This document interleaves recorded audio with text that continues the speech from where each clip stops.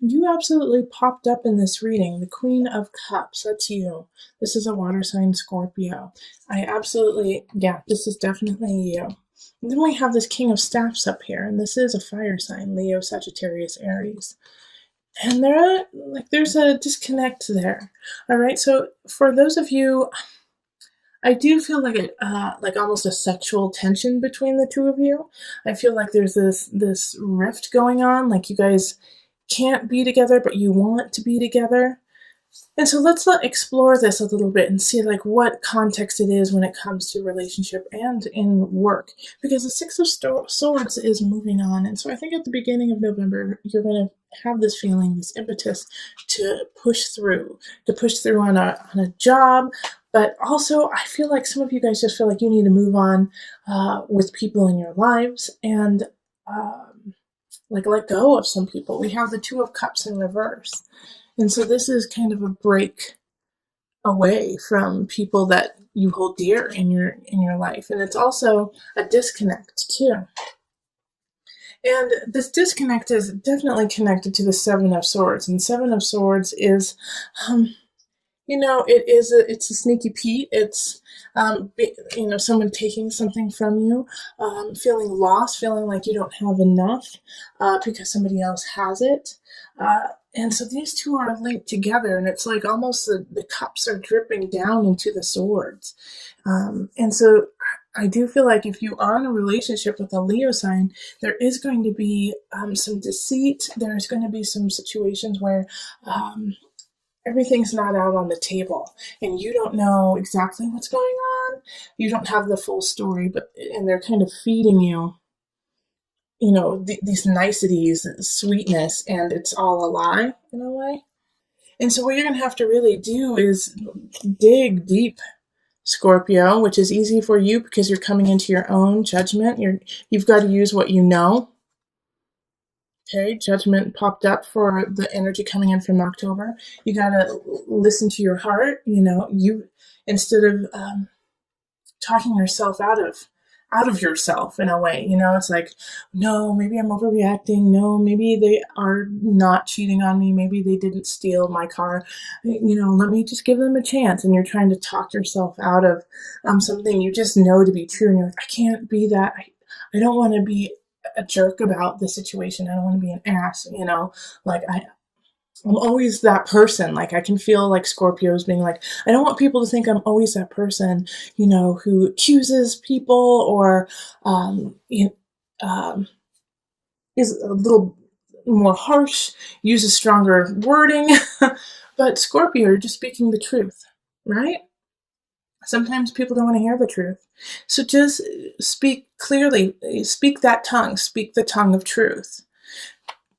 Because you see something going on and it's right. And the hermit is like, shine light on that. Shine light on what you know, even though it's going to be hard to say. Because in the Four of Pentacles, it's also here, Four of Pentacles. You're starting to realize that what you wished for, what you wanted out of this situation, and I do feel like it is a love relationship or a very close relationship of some sort that is kind of going wonky. Like what you put into it, what you're like, you know what, I want it to be white picket fences, 2.5 kids. I want us to get married on the beach and then we're going to go to Italy afterwards. Like all of these things that you put on this relationship aren't needed and aren't what's going to make you happy anyways. And so that illusion that you had created with this person, this King of Staves, and even though they're in the upright, like they're doing what they need to, they feel like they're doing just fine. Oh, Scorpio, here's another situation too that Spirit just actually threw at me, is that, okay, I'm getting all over the place. Hold on, let me go back. So this energy that, that you have put into the relationship of what I want it to be, it won't make you happy. And what will make you happy is like a soul connection. And here's the thing about this King of Staves right there, is that they're in the upright, like I was just saying, they're in the upright, so they're doing really, really well. And maybe they have done some things that are awry. made some choices that aren't in your best interest, but are in their best interest, and so that's conflicting. But you have to let it go. Seven of Cups is like not seeing choices clearly. Yeah, they're charming. Yes, they're sexy. Yes, they're fun. And yes, there was this connection, but it wasn't the truth. But here's another spin on all this, okay? Is that there is this amazing soul connection between the two of you, and that you are meant to be together, Two of Cups. However, something is blocking you too. All right, because with the Six of Staves, not Seven of Wands, but the Six of Swords, the two sixes here, that energy, six is the energy of growth, learning, protection. It's often nostalgia, looking to the past so that you can move forward. With these two energies, it's like they're almost conflicting for you guys. Like you have an idea, a foundation, and he or she has a foundation, and they're not the same. And so it's like you guys have to step differently to meet each other. You know what I mean? Like you guys have two different paths, but to step on the same path, it's different levels. Like one of you guys may need to give up where you live, while the other person may need to give up the idea of marriage. That you guys will get married, but you will be together forever. It's like, oh, I'm sorry. I know that I probably sound very confusing to you right now, but there's just like so many different situations going through my head for you that like there's like this block that is definitely there that is not your fault. And so that's a possibility too, is that there's just this third party in a way, even though we didn't get, the Three of Swords, but we did get the Seven of Swords. We have like this other party who's trying to split you guys up. And, you can apply this to work too, really, but this is so relationship. This is so romantic, so about the heart. Okay, yeah, but and then we have these two fours here, and that's hard work, achievement, stability, and they're in the reverse, which is really interesting there too, because it's like all the work that you've put into it isn't helping you out because it's just not the right situation. There we go. That's what it is. Okay, so I'm going to pull on the angel cards, Scorpio. Sorry for the interesting helter-skelter reading. Hopefully you gain something from it. It didn't mean to turn into like a love reading, but it definitely was that.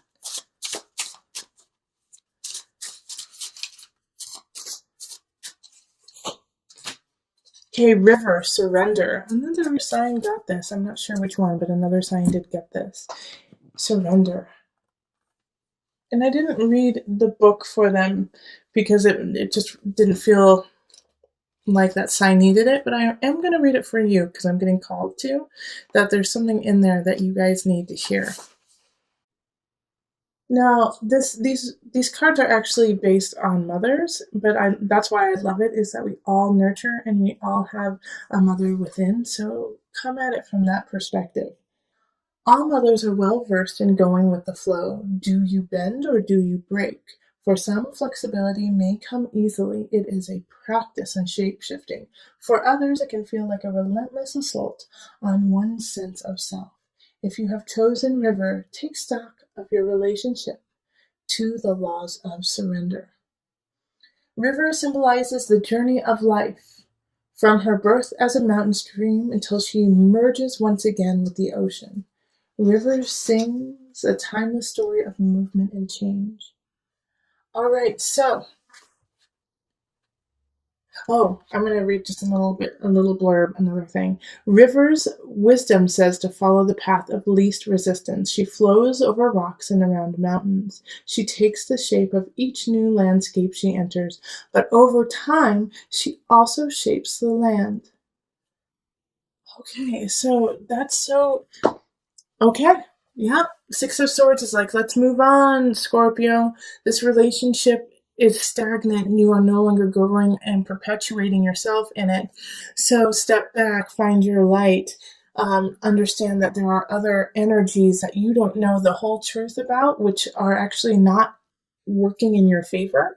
And so you have to gleam the light on that hermit, go into the details, show the light in the dark to figure out what steps you need to take next, because what you have been working on is not working. So go with the flow, see what happens, and then from there, let your heart shine and guide you down the river. So with the Five of Chalices here, it's, time to let go of what has already happened, that you can't change the past. You can't change the immediate past. You have to step up to it and own your situation, own your space in the situation. Five of Chalices is saying stop looking at the negative aspects of something going awry, of losing something, but realize what you have remaining and what you have to work with, that you have plenty to work with. So make sure that you lament, you mourn the loss of something, absolutely. But then you turn around and you see what you have left and fill yourself with gratitude. Because we do have arguments happening that second half of October, the second half of November. All right. So Five of Wands is talking of fights within relationship, fights within family.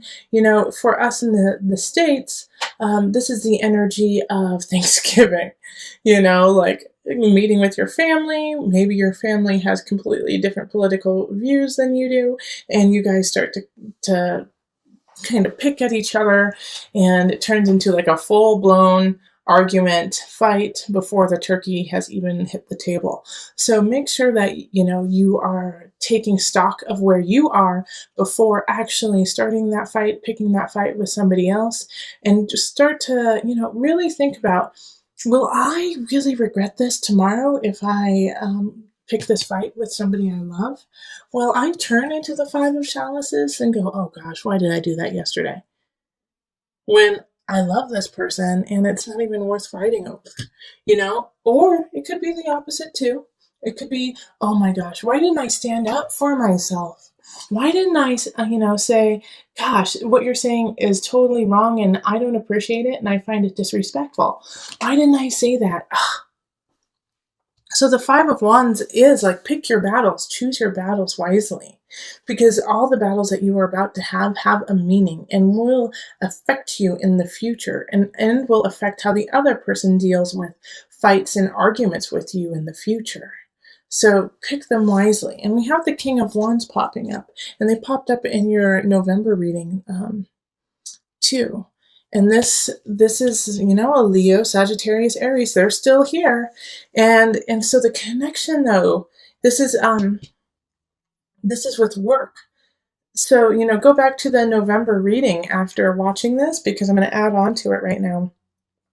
The King of Wands energy, like I was saying in the November reading, often has that feeling of relationship for you, has a feeling of love with you. And I think it has to do, it's somebody from work, now that it's coming up in, career work area, that this is somebody that you meet through work, or somebody that you are going to grow your work with. All right. So this is a very important person in your life, especially since they popped up twice now. Okay. So in the November reading and then again now. So this fire sign has a lot of potential to, create a future with you. And the reason why I say that is the Nine of Chalices right next to it. This is abundance, this is happiness, and this is in the sign of abundance, Scorpio. So Nine of Chalices is feeling really content and happy with how things are in some regards, and with abundance, it could be, financial abundance, it could be emotional abundance, it could be your personal abundance, how you feel about yourself. But there's some aspects in your life that are going really, really well, and it doesn't come without all the work you have already put into it. And the King of Wands sees that. And I think this is why these fights are so frustrating to you when it comes to family and when it comes to relationship in some regards. Because you're like, I am finally feeling comfortable in my own skin. I'm finally feeling like I can take the steps I need to for my life. And then you come in and you like try to strip me down, take away my light, take away who I am. No.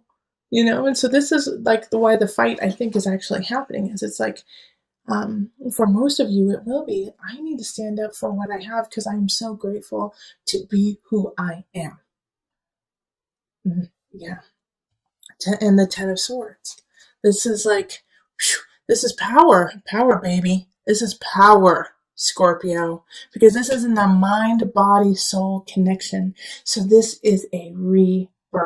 You have to let go of an aspect of yourself. And I really feel like it has to do with what I just said, is that you're like, no, I am coming into my own, and you may not like it, you may not find it comfortable, but I'm not here to make you comfortable. I'm here to live my truth. And if you find that uncomfortable, then that is a personal problem, not mine. Right, Scorpio? This is where we need to be. And if you're not there, we got to work to get there. And there's a fire sign who has your back. Yeah, Ten of Swords is powerful in mind, body, soul connection. You're releasing some of your own self-doubts, your own worries, so you can come up into your light, shining brightly. That is so awesome. I am going to put a little disclaimer with this because it is the Ten of Swords. Change and growth, they call it growing pains for a reason. So don't back down if you start to get those growing pains, okay? You're just growing. So we're going to call on the angel deck for some added guidance. You are profoundly clairvoyant. Trust what you see in your mind's eye as well as your physical sight, for your spiritual vision helps you with healing, teaching, and guidance. All right. Power, baby. Ten of Swords, you are profoundly clairvoyant. Letting go, rising from the ashes, stronger, better than ever. Listen to your intuition, listen to your heart, and the body will follow.